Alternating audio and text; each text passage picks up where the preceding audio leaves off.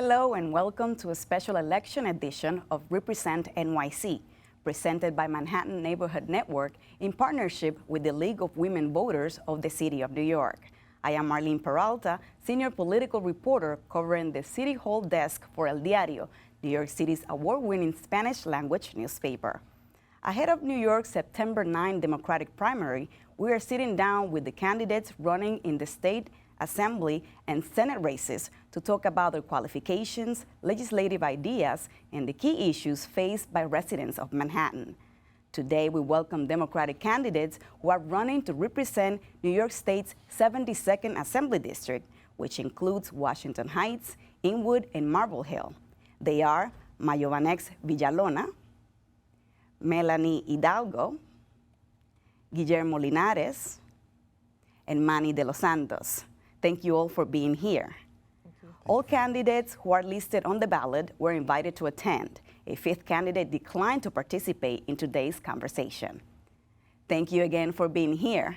I want to learn a little bit more of each of you before we start our conversation, and we'll start by with Mr. Mayobanex to talk to us a little bit about your credentials, what do you do currently, and why are you interested in representing the 72nd District in the Assembly? Thank you, Marlene, again, for giving us the opportunity to talk to our neighborhood and let the people know who we are and why we feel that we are the best candidate for the 72nd District Assembly. My name is Mayobanex Villalona. I was born and raised in the neighborhood. I attended primary school in the neighborhood and high school as well. I went to college out of the state, but my life experiences have made me aware of the necessities that our neighborhood has. And in that in mind, me and my team have decided to take a run at this and represent the community the way that it deserves, putting the community's interests before our own interests, which is something new that would be something new for the politicians in our neighborhood.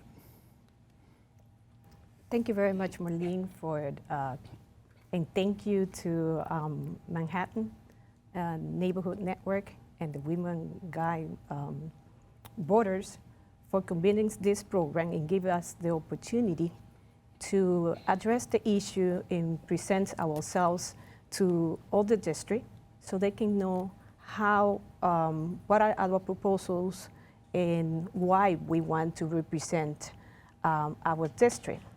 I'm Melanie Hidalgo, and as a background, I've been over 20 years in my neighborhood, in my district. I graduated from Baruch College. I have a master in administrative science and experience as a tax auditor for about 7 years. With my experience as an administrator and a negotiator, and our candidacy is based on a fresh eye to take on the issues concentrated on the community with no boss, only concentrated on the community and for the issue of the community. Thank you. Mr. Linares. Well, thank you for the invitation. I want to thank Manhattan Neighborhood Network and also the League of Women Voters for hosting this panel. I am running for the 72nd District in the New York State Assembly again because I believe that these are challenging times for us. I have a long history, over 35 years of serving the Northern Manhattan community, first as a teacher, then as a school board member, fighting to improve education and build schools. Then when I got elected in '91 to the city council as the first Dominican in public office in the United States, crime was really the biggest issue. And I took that head on with the community and made this community safer, along with protecting tenants and focusing on affordable housing. Today, the biggest challenge we face is the displacement of the community.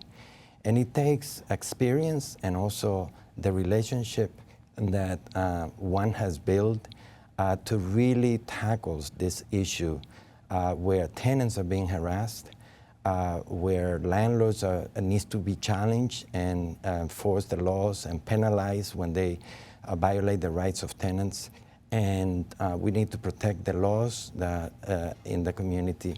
So this is the number one issue. Otherwise, I think we're going to be in deep trouble after We're going to discuss, in more detail some of the issues affecting the district. Wanted to first introduce everybody and hear a little bit of the background of each of you. Mr. De La Rosa?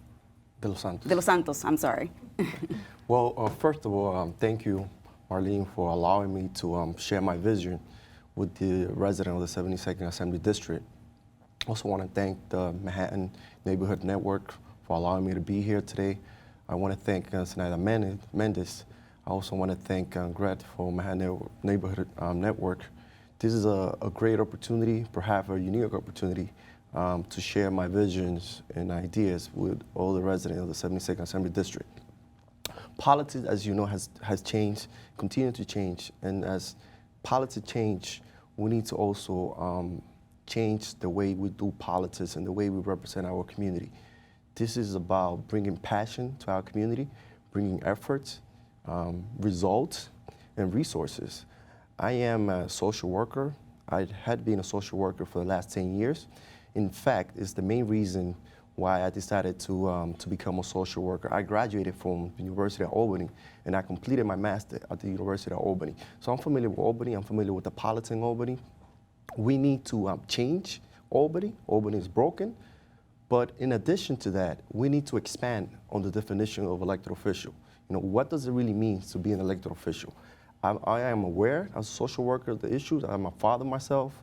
I am a longtime resident. I am an immigrant who came to this country 23 years ago with my family. And this is really about having to elect a representative that wants to be there and that wants to do more than just introducing a legislation. It's not just about introducing legislation, but what do you do when you do introduce a legislation? So this is, at the end of the day, is about giving the elected official a completely different definition than what it exists today. And I want to ask all of you, and to see if you all agree on the same thing, or if not, to explain what is the number one issue affecting the 72nd district? Right. We could start with Mr. De Los Santos. Thank you. Thank you. It's a very good question. I'm glad you asked the question. Currently in our district, unfortunately, we're having a lack of resources for our young adults. Unfortunately, our young men and women do not have sufficient amount of resources to move forward. I want to make sure that as a representative, as the next assemblyman, I bring resources to our young men and women. And it is, in fact, the reason why we have one of the higher unemployment rates, 14%. It is outrageous. But if we do our job, rather than just introduce legislation, it takes more than that to fix it. We need to make sure we train our men and women. We have to make sure that we bring jobs, that we bring trade school, vocational school, and prep them so that those jobs that come to the district can be taken by one of them.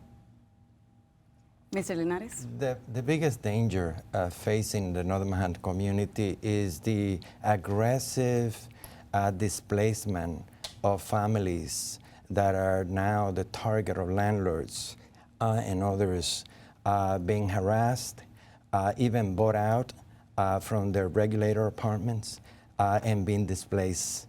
And I think that the fact that the community is safe has improved in education, and I had a lot to do with that within the community, now has made it attractive, and it put at risk the seniors that we have living, the working families and the low-income families we have.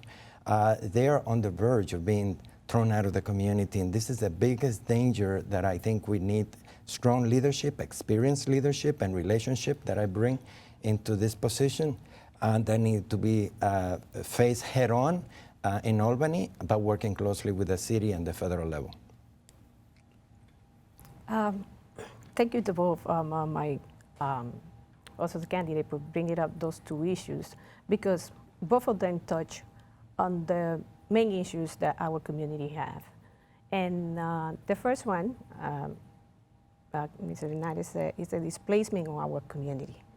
If you look at the numbers, we see that the community is being forced to move out of our district.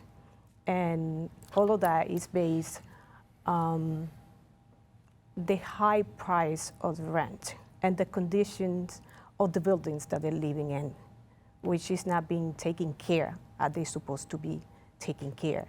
And nothing has been done for years, because this is not a problem that just pop up now. It's a problem that has been there for years, and no one has done much to really help the community.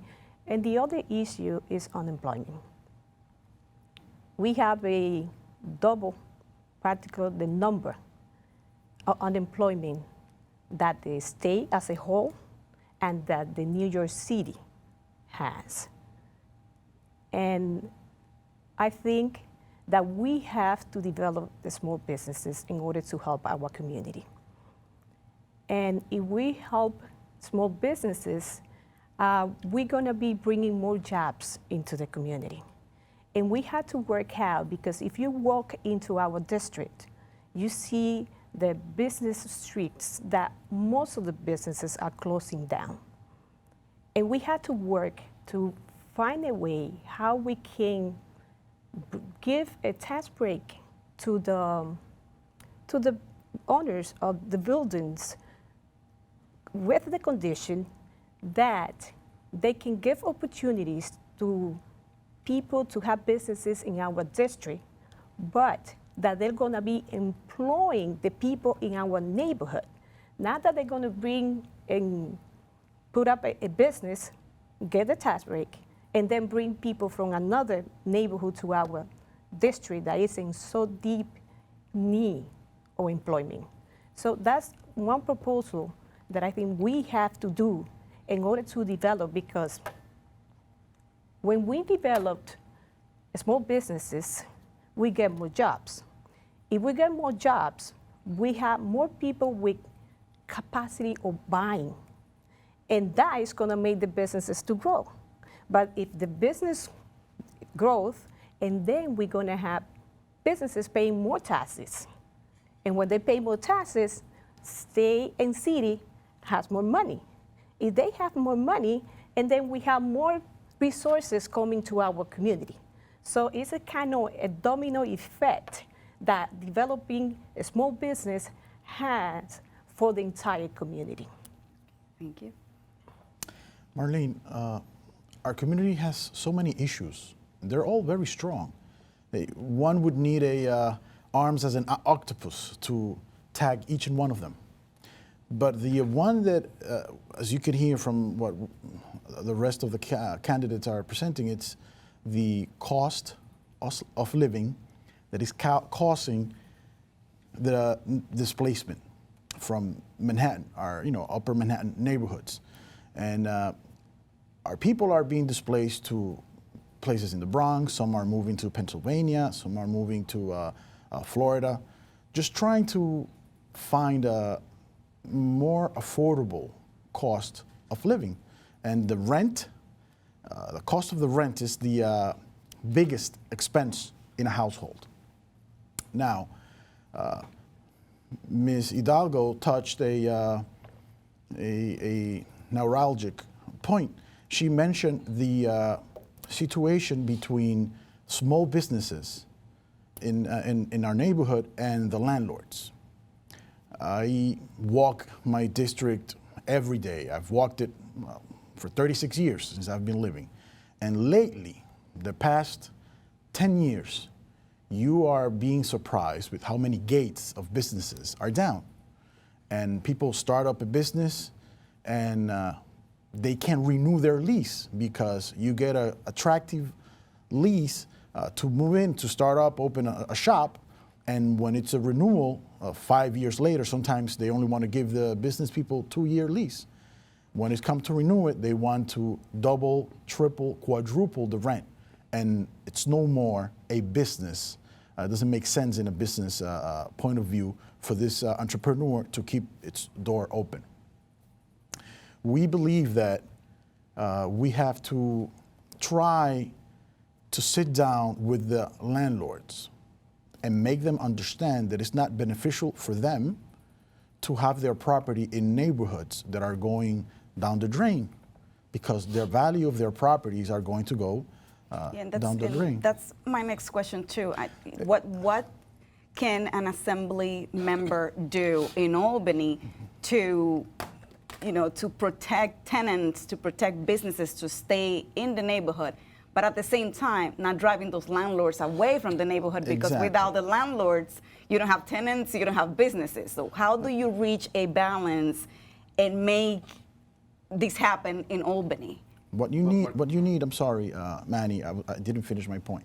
What you need is someone that has the capacity to sit down with the landlords, talk to them, talk to the people, and be a mediator, someone that they won't feel attacked, and someone that would not misrepresent our community.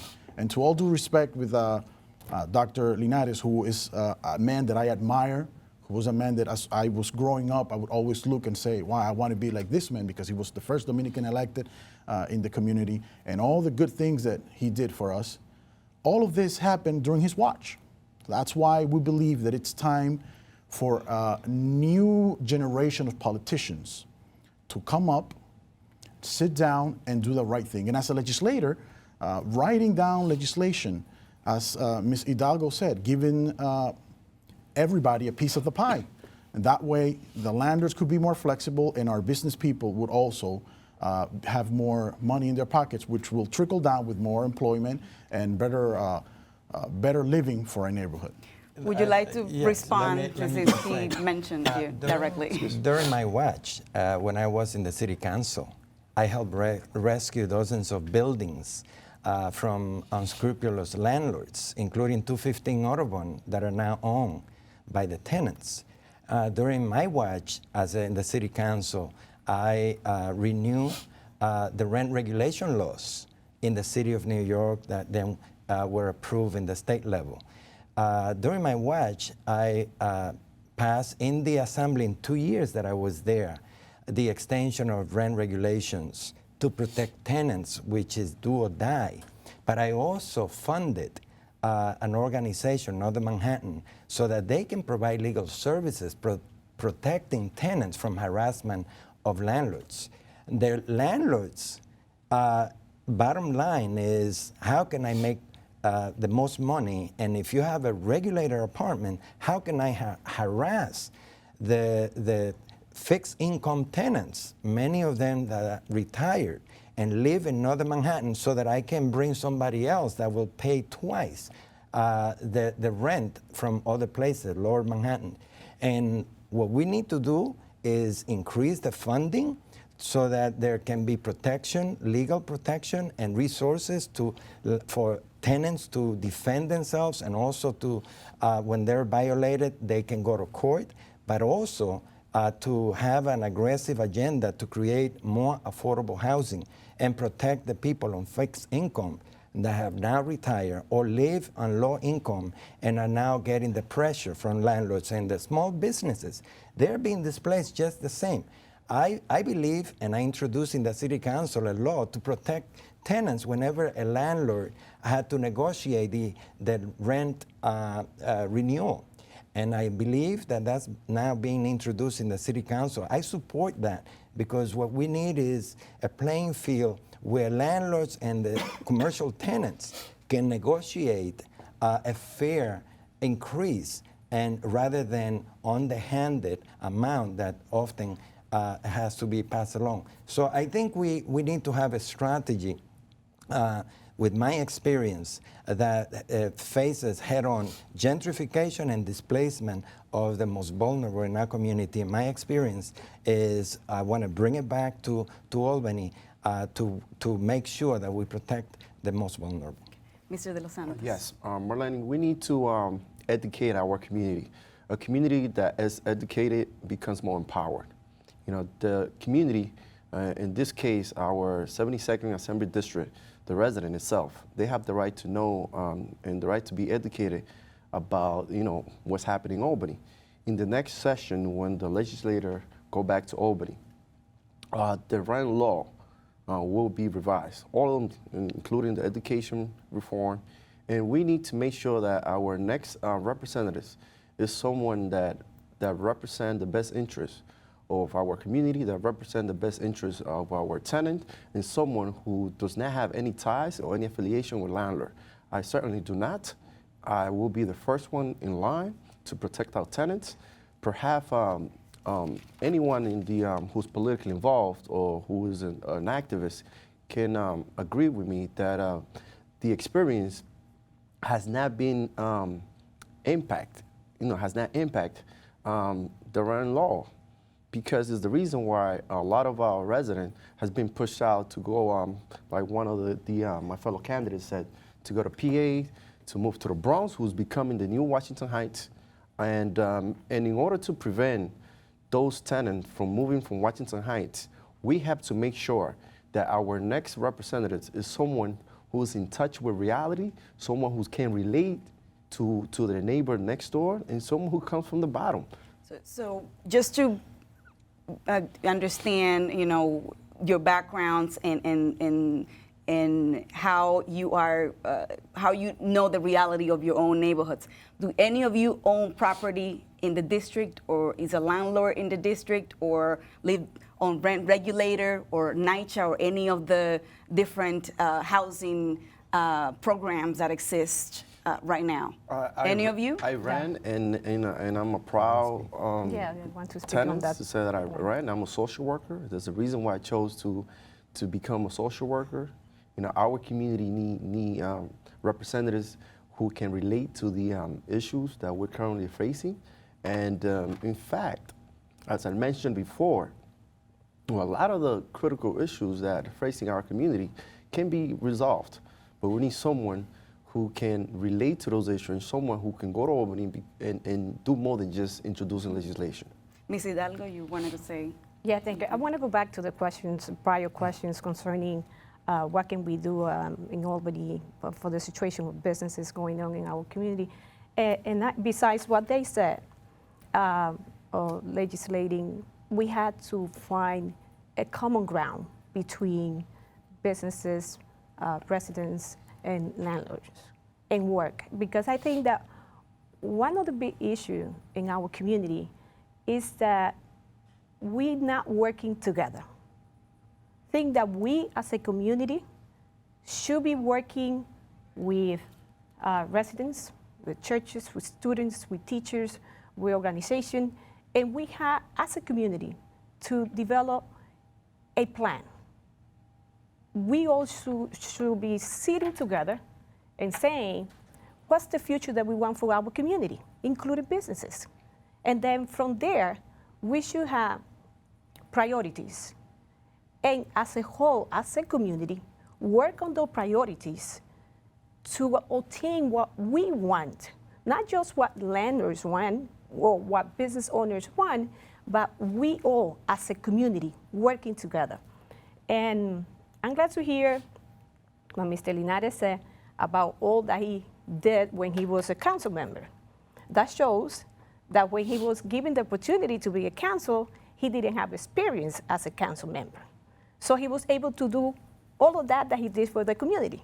That tells all our constituents that that coming with not the experience that he has as a council member, we can have the same opportunity that he did a long time ago and did as great work as he did for the community at the same time, because here we're facing it as experience, and I'm asking to myself, are we trying to say that young people that went to school should not be given the opportunity to represent the community because they don't have the experience, that we have to wait until you have experience to represent the community?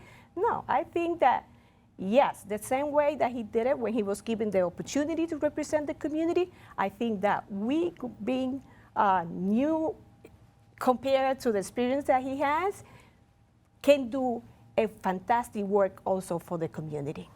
And I would like just to say that the reason we're all here is because part of the democratic process is for those who aspire to represent the community, to present their credentials and to present the ideas that they have. And he is a perfect example. At the end of the day, the voters will decide who they want to represent. And they have 5 choices in this particular election. But we all have a right to present our credentials and our ideas. You know, I've introduced the New York Dream Act. That was my bill. I want to go back because I want to make sure that we give access to university for our young people. I've introduced, was one of the sponsors and worked the hardest to make law the liberal legislation, the green cards that you see. No one worked harder than Guillermo Linares getting that passed and getting it signed by the governor on an industry that was on the shadow. For 40 years, I was one of them. I was the driver in the 70s. And now is a legalized industry. It's an industry of our own community.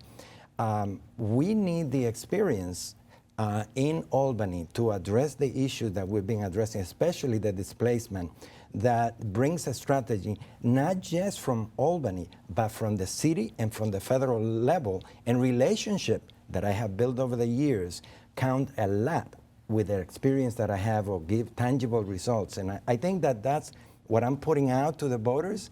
They will decide which candidate should represent. I know there's a lot more issues than displacement, housing, and businesses. If you get elected, is there any issues that you want to, I guess, push for or create a legislation if you get elected in Albany? And let's start with Mr. De Los Santos. Right. At the end of the day, this is about electing the next representative, someone who actually wants to be in Albany. You know, I understand that this is a 6-month considered part-time job, but you have to make it a full-time because the need of our constituencies are bigger than just 6 months or 4 or 5 days a day. And in order to do that, you need someone who's committed to progress, someone who can bring resources to the community, and someone who can protect working men and women. So I propose to bring education initiative to build and train and provide support to our teachers who are often being on the attack. I propose to end the street violence. A community that is empowered, that is educated, tend to be a better community. So I also propose to work with our senior centers, our third age group, who perhaps have been neglected by our representative in the assembly. The reason why we haven't accomplished, and ensure that the working hard and women in our community get access to affordable housing is because we need someone who wants to be there. You have now elected official that goes from one position to the other one, and they don't finish their work in Albany. So who end up being hurt? The community. So we need someone that can be a champion, a trailblazer perhaps in Albany. Someone who cares, someone who's committed to bring passion, to bring resources, and to bring answers to this community. The community is ready for new vision, for new ideas, and someone who's going to be visual. At all times, not during election time, at all times. And I think that person is me. And so again, if there's other issues that you have in mind that you want to address if you get elected as assembly member in Albany, any other ideas then? Because we understand, yes, the housing and small businesses are a big issue, but I know that we got to touch on education, and many other issues that our communities care for. Well, I will can we start with Mr. Mayobanex? Villalona. Well, of course, one education, it's a very, very important part of our community. It's actually it's the investment in the future. What we see now, every time we walk on the streets, is we see our young adults, teenagers that are being without a motive, without a purpose in their lives. You see them walking on the streets, you see them doing smoking, you see them jumping around, you see that they're not walking the right path. What we suggest and what we want to bring into Albany is give those young people an opportunity.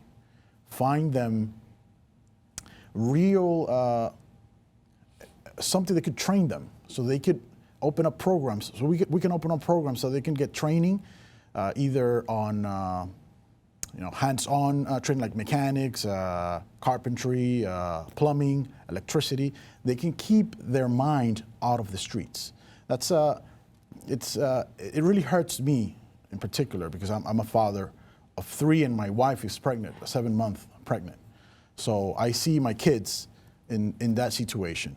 And we as an assemblyman, I am going to fight hard to get funds into our district that would create programs that when kids go out of school and their parents, because our parents, like my mother was a home attendant. My mother she left my house at 7 a.m. in the morning. She got home at 9 o'clock at night. And thank God that we had strong neighbors that lived next door and they would keep an eye on me and my sister and my little brother and try to, every time we did, we were curious and try to do something, the neighbors would be like, váyase para su casa, go home, And we want something that when the kids come out of school, they can go somewhere that are supervised by adults and give them training, and that training will serve them in the future when they get out of high school or during some other time. But try to keep them off the streets. Ms. Hidalgo? Yes. Besides the issue that they bring it up, that when you go to Albany, you also are going to be fighting for resources. I think there's something else that we have to do in our community. I mean, besides going to Albany and fight for the resources needed in the community, we also need to better use the resources that we have. For instance, he's mentioned that young people, take them out of the street. We had, like, for instance, in the High Ridge Park, we have basketball courts there, lighting. And then I'm proposing, why don't we do competitions on Fridays night, on Saturday nights, on Sundays? So all schools, churches, they have basketball teams. So why we don't do competitions between those teams and bring it to the courts on Fridays? What we do with this is that those young people, they're not going to be on streets because they have a place where they can go. And not only that, they're also going to be there with the family. And besides that, there's competition. Competitions makes you try to be the best. So that's going to push them to be the best. So I think that besides go to Albany and try to pass legislation to help our community, we need to better utilize the resources that we have in the community. And I'm proposing that from my office, we're going to have someone, a sport, it's going to be in charge of sporting. So he's going to be joining all those basketball teams and organizing that. Okay. And beside the question that you just asked, besides what you're going to be doing in Albany, I myself, and being a woman here in this group, I also going to be, besides helping the community in all the issues that being mentioning here, I also have a women agenda, which equality agenda. We need to give women more opportunity to represent their constituents. In our district, there's a 60% women voters registered. We don't have representation. We need a fair representation of women in Albany. There's 150 representatives in Albany for New York State. There's only 20%, about 20% of women represented. Then all class, all group, their interests should be represented, and not going to be also fighting for the rights of women and for the opportunities that women should have. Okay. Mr. Linares. When I was in the city council, I was a full-time representative of the community. When I was in the assembly 2 years, I was a full-time, and I intend to continue to be a full-time. That means no other employment.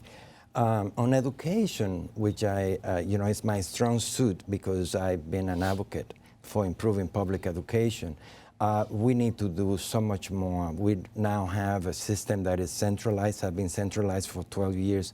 We need to extend the school day, the school week, and the school year. We need to open schools, and we need to bring the parents and the community around those schools, and we need to make schools community centers so that the young people, whether junior high school or even elementary and high school, have a place where they can go. For that means we need resources. The resources need to come from Albany, but they also need to come from the city and from the federal level. You need to have a relationship or working relationship with the leadership at those three levels. You also need to have a relationship in the community base with nonprofit organizations and others, especially the private sector that needs to partner in to really help address the need for additional resources, mentoring, and the like. And this is what I think we believe, particularly in education. But we need the coordination of where resources come and that relationship that needs to be had so that there's a coordinated effort with resources from the federal level, from the state level, and the city level. And I think that that's key if we're going to really improve and help education. And I want to change the topic. I want to actually ask a question from our partner organization, the League of Women Voters of the City of New York.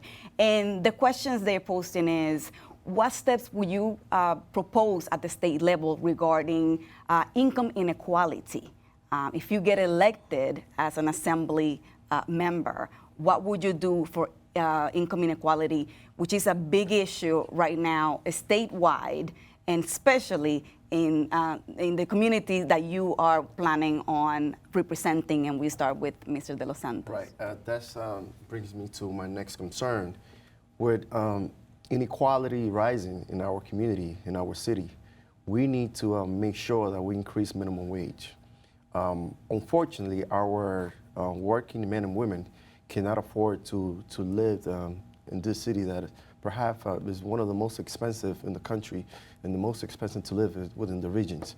We have to ensure that we increase the minimum wage, not to what it is for the next fiscal year, 875. We need to compete like a state like Seattle, who are paying the employees $15 an hour. That is important. If we're serious about keeping our family together and making sure that our family remains in our district, we have to make sure that they remain in the community in order for them to be successful and accomplish the American dream. I'll be the first in line as the next assemblyman to make sure that minimum wage increases. In addition to that, we have to empower our mayor and the 51 members of the city council to ensure that they also get the authorization to fight for working hard and women in this community. But if we don't do our job as a representative, and that's what I was referring to, that we need to expand on the definition of elected official. Is it just to go to Albany, make trips to Albany back and forth?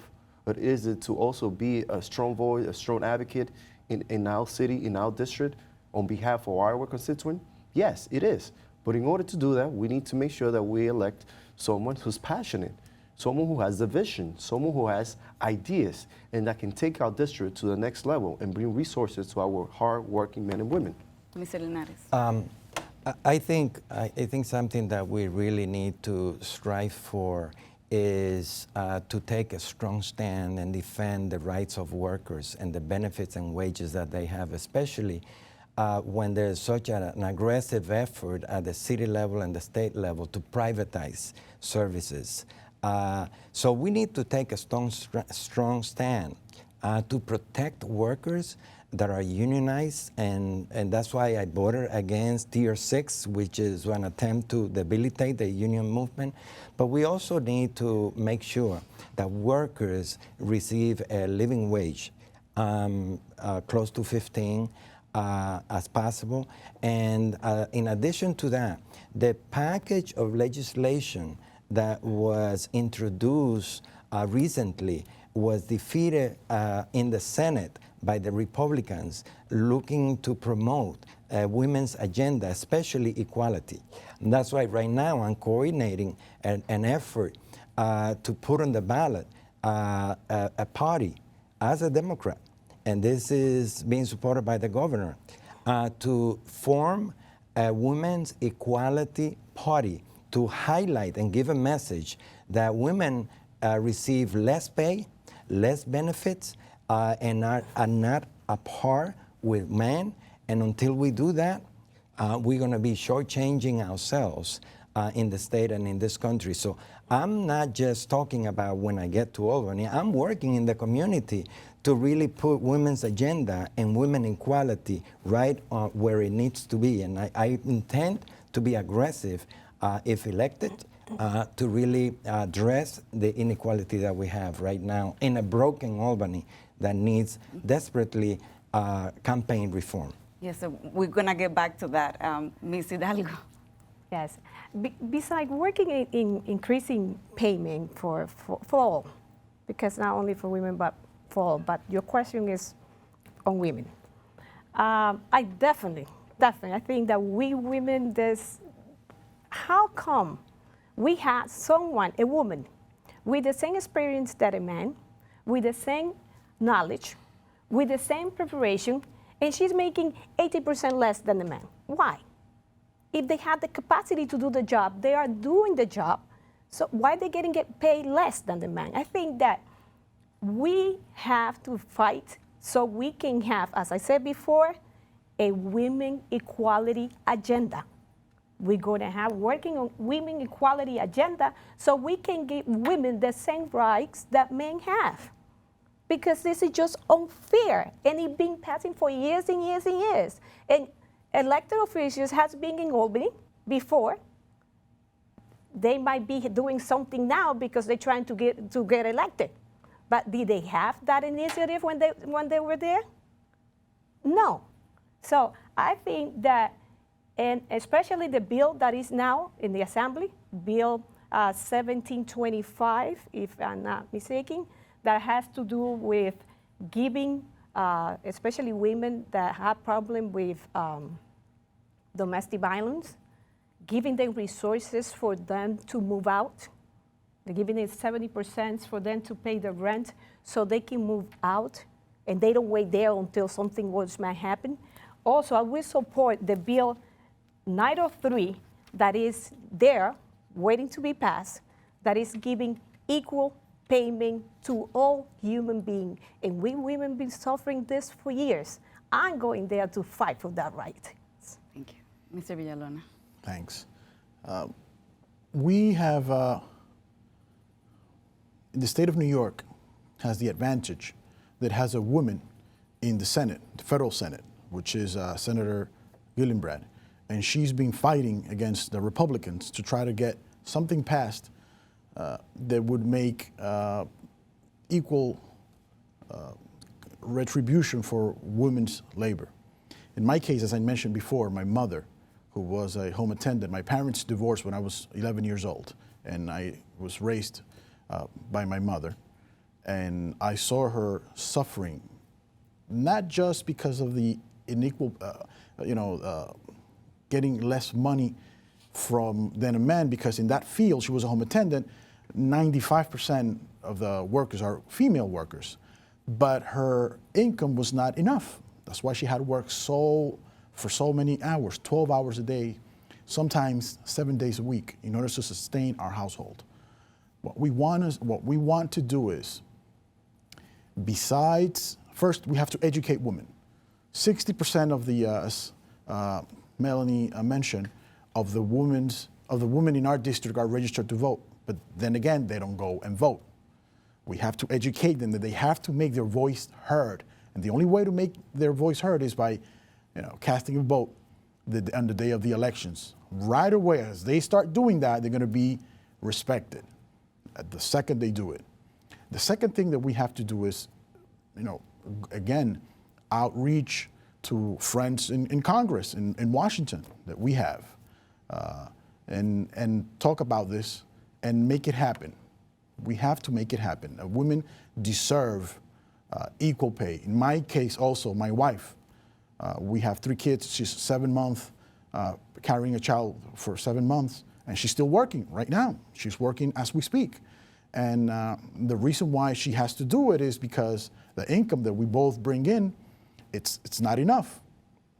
So it's not just equal pay, but make the income better, raise the minimum wage in the state and make it a decent wage that people don't have to struggle, not just struggle to survive, but live comfortably. I want to also bring up corruption in Albany.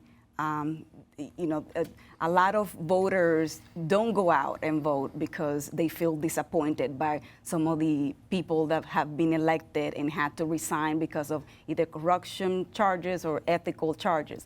I mean, the post that you're trying to represent, the person, the former Assemblywoman, had to resign because of, ethical issues.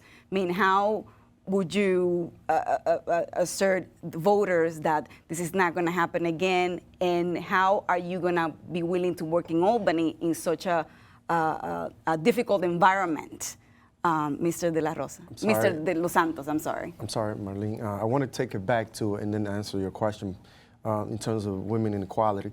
In order to completely alleviate the inequality that exists among women, and at the state level, at the city level, I think that we have to, as men, take the lead. We are the majority, and unfortunately, women are the minority. But this is exactly what I was referring to, that we need to expand the definition of an elected official. What does it really mean? And part of it is as men taking the lead to empower female leadership empowerment at the state level, at the city level. The 10 points that was just passed at the Assembly, the Women and Equality Act, should have already been passed years ago. Why is it passing now? So that's one of the issues that we need to make sure that doesn't get delayed. That women will have the freedom in terms of equal pay, in terms of opportunity of employment. And as a representative, also corruption, since we right. have a few minutes left. Right. In terms of the corruption, is a very critical issue, and perhaps is one of the issues that hasn't allowed our community to move forward. So I'm young, I'm a social worker, and I became a social worker by cause. The issues that are currently affecting our community, I was driven and passionate to become a social worker. But in order to become a helping force, I said to myself, I have to be able to help myself in order to help others. So I became a social worker, having to be also a father and a member of community board and being heavily involved in the community and currently a district leader since 2009. So you do all the right thing and you do it with pride, with passion.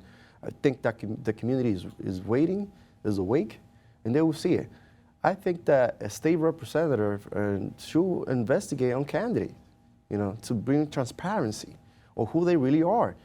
They have to be careful who is the one online to represent them. So what better way you to would investigate agree them? that the Moreland Commission, for example, needed to stay and keep investigating? Absolutely, absolutely. I think we need to bring transparency, and someone who's willing to represent their community has to be someone that has to be a prime example of the community, has to be someone that can inspire young people, has to be someone that can inspire and represent the hard-working men and women of the community. If you're not clean and you're not fit to represent the community, then you shouldn't be running for public office. Mr. Linares? When I was in the city council, I supported campaign finance, and I was participating in that program. I was one of the sponsors of the legislation to introduce campaign reform and a new system at the state level in the Assembly. Unfortunately, it was not passed. There was no ethics reform. That's why the Moreland Commission was established. Unfortunately, we must now pass ethics reform and campaign reform in a broken Albany that now exists. And unfortunately, what we see happening in the legislature is abysmal. Because we're missing that. That needs to be made a top priority so that we can fix Albany and restore the trust that people must have in their representative. Okay. I will give this a very high priority. Ms. Hidalgo? Yes, I also agree with Mr. Linares that we need to give that priority to the finance or campaign. I think that that is going to also help a lot what is going on in Albany. And besides that, I think that we should try to elect a representative that you know about their principle, because when you have certain principle, when you have certain value, you really try not to do certain things because it goes against yourself, against your own personality. You know, because you believe in being a certain way. And I think that besides doing those changes in Albany, we need to look at the candidates. We need to really find out what they've been doing, who they are, and elect people with certain principles, with certain value that really can go there. And even if things are not going right, they can say, you know what, I'm not getting into this because my principles are not going to allow me to do it. Mr. Mayobanex. Our community suffers so much every time that a scandal comes up on one of our elected officials, that the effects to recuperate from that are terrible. It brings us back so many years. I agree with Dr. Linares that we do have to make campaign reforms and address those issues. The money that could be involved in campaigning and in politics in general, it's a very sensible line there. And what I can say to our community is that, you know, look us up, do the research, and make your own decision. Do the research and make their own decision. Right now, any one of us can say, I'm not going to do this, I'm not going to do that. But once the moment comes, our inner values, our family values, what we want to represent to our kids is what comes at the moment. And that's what our community has to do the research on and look who would be the appropriate person and someone that would not disappoint us again, as it's been happening so lately, so much. And for the final closing, I would like each of you to describe yourselves in one word that could define who you are and what would you bring to Albany if you get elected as an assembly member. Mr. De Los Santos, you go first. What word will describe you? Passion. Experience. Community. Unstoppable. Thank you very much for coming today, and good luck during the September 9 elections. Thank you for joining us again. And for more information on New York City's 2014 elections, visit mnm.org or visit the Leagues of Women Voters Guide for candidate and polling information for the upcoming September 9th primary election. You can also visit the League of Women Voters of New York City, their website, for additional election information, or call 212-725-3541. I am Marlene Peralta from El Diario for this special election edition of Represent NYC on Manhattan Neighborhood Network.